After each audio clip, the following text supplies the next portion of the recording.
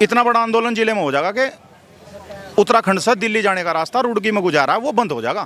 गन्ने में एक बहुत ऐसी बीमारी आई जैसे मनुष्य में कैंसर होता जिसका इलाज नहीं होता, वही बीमारी एक गन्ने में आई है। इकबालपुर मिल का पिछले 7 साल से 101 करोड़ रुपया बकाया चला आ रहा है और ना तो सत्ता पक्ष ना विपक्ष कोई बोलने के लिए तैयार नहीं है। सब सरकार के हाथ की कठपुतली बने हुए। पर नौकरी पेशा लोग शायद उसे रिचार्ज करा पाऊंगा, पर किसान कहाँ से करा पाएगा? क्योंकि किसान के पास छमाही या सालाना इनकम होती है, वो कहाँ से करा पाएगा? उसे बेचारा साहब का फ़ोन रिचार्ज होगा महीने में, जैसा भी वैसा हो रहा होगा। उसका विरोध भी हो रहा है, अपना सोशल मीडिया से जुड़े हुए लोग हों उसका विरोध भी हो रहा है।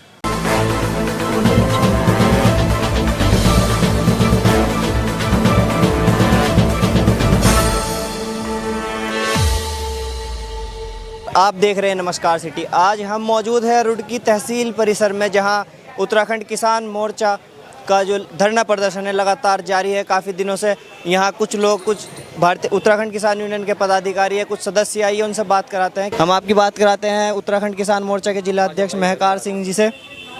जी सर, जो आपका धरना प्रदर्शन लगातार जारी है, अभी तक क्या आश्वासन मिला आपको? आश्वासन तो ये है कि अभी हमारा संघर्ष जारी है और हमने एक ज्ञापन जो है समस्याओं को लेकर माननीय जो सांसद हरिद्वार हैं उन्हें भी दिया था और उन्होंने हमें आश्वस्त किया था कि ये जो आपकी समस्याएं हैं, जैसे ये सोलानी का पुल है और ये जो स्मार्ट मीटर जो आज सरकार की एक योजना है स्मार्ट मीटर की, इन पर हमने उनसे चर्चा की थी। उन्होंने आश्वस्त किया था कि हम जो है इस पर काम करेंगे। अगर वो काम नहीं करते, आश्वासन के बाद भी काम नहीं होता, तो उत्तराखंड किसान मोर्चे ने ये ठान लिया कि हम 7 सितंबर को एक बहुत बड़ी महापंचायत जिला अधिकारी हरिद्वार के कार्यालय पर करेंगे। तो सर, ये जो लगातार 4 सितंबर से आपका यहाँ पर अनिश्चितकालीन धरना प्रदर्शन चल रहा है, क्या क्या मांगे हैं आपकी?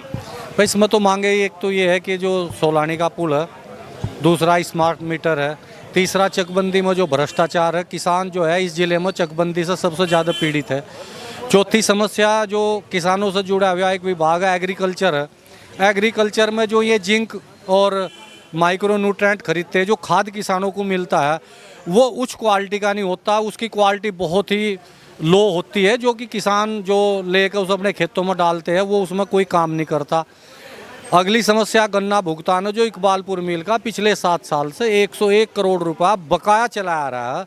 उसमें ना तो सत्ता पक्ष के विधायक और ना सत्ता के जो विरोधी या विपक्ष के विधायक में इसमें कोई काम नहीं कर रहे। लगभग इकबालपुर क्षेत्र के किसानों का 1 से 1 करोड़ रुपया बकाया चल रहा है। तो इन्हीं समस्याओं को लेकर उत्तराखंड किसान मोर्चा पिछले 14-15 दिन से धरने पर। तो सर, जैसा कि सुना गया कि कई क्षेत्रों में गन्ने खराब होने की भी खबर आ रही है, क्या? नहीं, गन्ने में तो जो खबर आई, गन्ने में एक बहुत ऐसी बीमारी आई जैसे मनुष्य में कैंसर होता जिसका इलाज नहीं होता, वही बीमारी एक गन्ने में आई है। उसका अभी तक किसानों को ये पता, वैज्ञानिक या जो हमारा गन्ना विभाग है वो अब तक ये नहीं बता पाया कि वो कौन सी बीमारी है जिसमें कि गन्ने की फसल अगर वो 10 फुट का गन्ना हुआ तो 10 फुट से वो घटते घटते घटते घटते 2 फुट पर आ गया। यानी जो उसमें 50 या 60 कुंटल प्रति बीघा पैदावार होनी थी, अब वो 2 या 3 कुंटल पर सिमट गई। जिले में कम से कम 30% गन्ना रोग की चपेट में है। और जो गन्ना विभाग हमारा या हमारा जो सरकारी तंत्र है, हमारे माननीय विधायक सांसद, इनका भी इस तरफ कोई ध्यान नहीं है कि किसानों की जो समस्याएं हैं उनका हम समाधान मिल बैठ कर कैसे करें। जब चुनाव होता है, जब यहाँ आते किसान को अन्नदाता समझते हैं, और चुनाव होने के बाद ये किसान को उसी के हाल पर छोड़ दें। इसीलिए परेशान होकर किसान आज आंदोलन के लिए मजबूर हुआ। तो सर, क्या कारण रहे होंगे जो गन्ना खराब हो रहा है इसके? भाई इसके कारण तो हमने परसों भी इस बारे में चर्चा करी। इसके बारे में तो हमारे जो वैज्ञानिक हैं या हमारा जो गन्ना विभाग है वही बता होगा कि ये क्या बीमारी। ये तो अब तक किसानों की समझ में आई नहीं कि बीमारी है क्या। दिनों दिन नुकसान बढ़ता जा रहा है।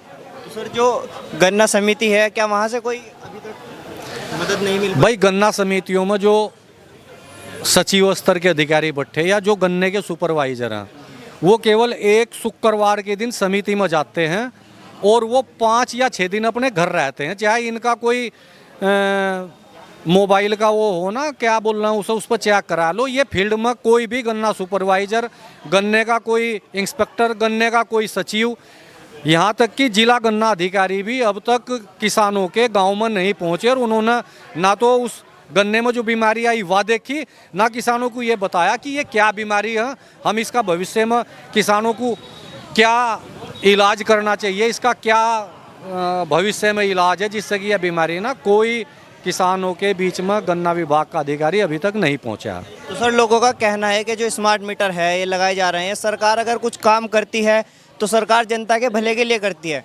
किसानों को इससे क्या दिक्कत है? किसानों को दिक्कत ये है, मैंने अभी आपको बता कि किसानों का 101 करोड़ रुपया पिछले 8 साल से बकाया है। किसान का गन्ने की फसल में का पैसा आता 1.5 वर्ष में, धान का पैसा आता है 6 माह में और गेहूं का पैसा आता है 6 माह में। तो जब किसान की फसलों के जो हमें रेट मिलता, जो हमें पैसा मिलता, वो 1 साल और 6 माह में मिलता है, तो हम डेली या सप्ताह में कैसे स्मार्ट मीटर को रिचार्ज करावेंगे? हमें वो बुद्धिजीवी लोग भी बतावें कि जब आज तक हमारे सांसद और जो प्रतिनिधि जो आज तक हमारा 101 करोड़ रुपया गन्ने का अब तक नहीं दिला पाए, तो हम स्मार्ट मीटर को कैसे रिचार्ज करावेंगे? हमारा आमदनी का कौन सा स्रोत है? और सरकार भी बतावे कि उन्होंने हमें कौन सा एक नया स्रोत दे दिया कि हम जो है हर सप्ताह मीटर को रिचार्ज करावेंगे। तो सर आपका कहना है कि जो किसान है उसका जो पैसा आता है वो साल में 6 महीने में आता है, तो रिचार्ज कैसे करा पाएंगे? हाँ, यही इसमें मेन समस्या जो है वो ये है कि किसान इसे रिचार्ज नहीं करा पाएगा। अब तो ये था कि किसान का बिल जो आता है, आज पैसा नहीं किसान 1 साल में देगा, 1.5 साल में देगा, वो दे देता था, लेकिन ये रिचार्ज तो हमने आज डलवाया 7 दिन में वो ख़त्म हो गया और किसान को पैसा नहीं, वो तो अंधेरे में बैठेगा। तो एक बहुत बड़ा ये व्यवहारिकता सरकार की नहीं है। हमारा मानना शहरों में लोगों के पास बिजनेस है, कारोबार है, दुकानें हैं, ये अभी इसे शहरों में लगाया गया इन्हें देखना चाहिए। जिन लोगों को डेली की दैनिक आमदनी है वो तो इसे झेल सकता है, किसान के बस का ये झेलना नहीं है। अगर सरकार इस पर समय रहते ध्यान नहीं दिया तो यही किसान आगामी जो चुनाव आएंगे इन्हें जो है फिर सबक सिखाने का काम करेगा। सर जैसा कि आपकी एक मांग और थी जो बडेड़ी राजपुतान से जो हाईवे निकल रहा है उसमें अंडरपास की, क्या उसमें वो जो अंडरपास की समस्या वह भी एक नेशनल स्तर की समस्या, वह भी जो डीएवी कॉलेज में हमारे माननीय सांसद त्रिवेंद्र रावत जी आए थे, उनके सामने हमने ये जो मांग पत्र दिया था उसमें बडेड़ी राजपुताना का भी मसला था, क्योंकि अंडरपास ना तो डीएम के अंडर में आएगा, उनके भी कार्य क्षेत्र से बाहर है, और ना हमारा रुड़की जो प्रशासन है उसके अंडर में आएगा। तो हमें सांसद महोदय ने आश्वस्त किया था कि इन समस्याओं को लेकर मैं दिल्ली बात करूंगा और हम उनकी प्रतीक्षा कर रहे, हो सके उस पर भी हमें कुछ समय बाद कुछ परिणाम देखने को मिला। और सर जो सोलानी का पुल और बरेडी का पुल था उस पर कोई आश्वासन अभी तक मिला? हाँ, जो सोलानी का पुल है इसका जो कार्यक्रम है, जो एस्टीमेट है, वो हमें सांसद महोदय ने बताया था कि वो बनकर तैयार हो चुका है। अब जैसे ही बरसात ख़त्म होगी तो हमें संभावना ये लग रही कि इस पर काम शुरू होगा। ये रुड़की जो रिलायंस का पेट्रोल पंप है और बेलडा पार करके जो पूरा सड़क का डामरीकरण और पुल का इसका पैसा हमें सांसद महोदय ने बताया था कि मैं इस पर लगा हुआ हूँ, ये निकट भविष्य में बहुत जल्दी ही इसका एस्टीमेट बनकर तैयार होकर इस पर काम शुरू हो जाएगा, ऐसा उन्होंने हमें आश्वस्त किया था। तो आइए चलते हैं, कुछ और लोग हैं यहाँ, उनसे भी बात कराते हैं आपकी। जी, जो आप यहाँ अनिश्चितकालीन धरने पर लगातार बैठे हो, अभी तक क्या सुधारण हुआ है आपकी समस्या? अभी तक तो कोई सुधार हुआ नहीं, जबकि क्या आश्वासन मिल रहा है? कुछ नहीं मिल रहा। अभी तो लारे दे रहे हैं, सरकार के कोई भी नुमाइंदा नहीं यहाँ, जबकि आना चाहिए था, होना चाहिए था। इतने दिन हम धरने बैठे हुए हैं, लगातार दिन रात बैठे हैं किसान, तो पहुँचना चाहिए था। तो जो आपकी स्मार्ट मीटर की मांग है ये, क्या अभी तक इसमें भी कोई सुधार हुआ? कोई सुधार नहीं हुआ। जब तक सुधार नहीं होगा जब तक हटेंगे नहीं यहाँ से। अगला स्टेप क्या रहेगा आपका अगर ये सुधार नहीं होता? आश्वासन मिल जाए उग्र आंदोलन करेंगे जी, उग्र आंदोलन करेंगे, बड़ा आंदोलन की तैयारी है। सड़कों पर उतरेंगे।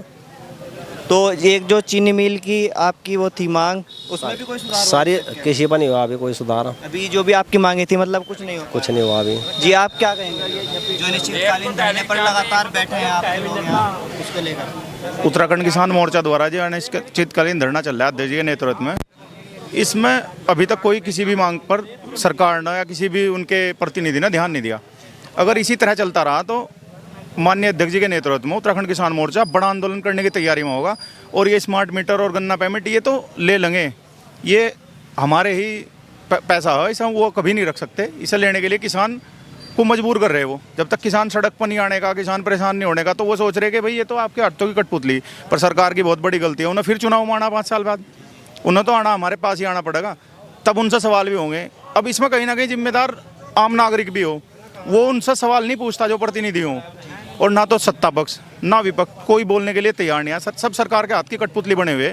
पर किसान स्वतंत्र, उत्तराखंड किसान मोर्चा स्वतंत्र, माननीय अध्यक्ष जी के नेतृत्व में हम बहुत बड़ा आंदोलन करेंगे और इसमें हम सफल होंगे। तो सर लोगों का कहना है कि जो स्मार्ट मीटर लगाए जा रहे हैं सरकार के, मतलब सरकार के उससे द्वारा, तो ये तो जनता के लिए एक अच्छा कार्य होता है, जो सरकार करती है जनता के भले के लिए करती है, उसमें क्या कहेंगे? कुछ नौकरी पेशा लोग शायद उसे रिचार्ज करा पाओगे, पर किसान कहाँ से करा पाओगा? क्योंकि किसान के पास छमाही या सालाना इनकम होती है, वो कहाँ से करा पाओगा उसे बेचारा? रिचार्ज कितने समय के बाद होता है? जैसे भी ये फ़ोन आपका जो अभी तक निकल का आया मीडिया में, या जैसे भी लोगों को पता लग रहा है, जैसे आपका फ़ोन रिचार्ज होगा महीने में, जैसे भी वैसा हो रहा होगा, उसका विरोध भी हो रहा है। अपना सोशल मीडिया से जुड़े हुए लोग हों, उसका विरोध भी हो रहा है।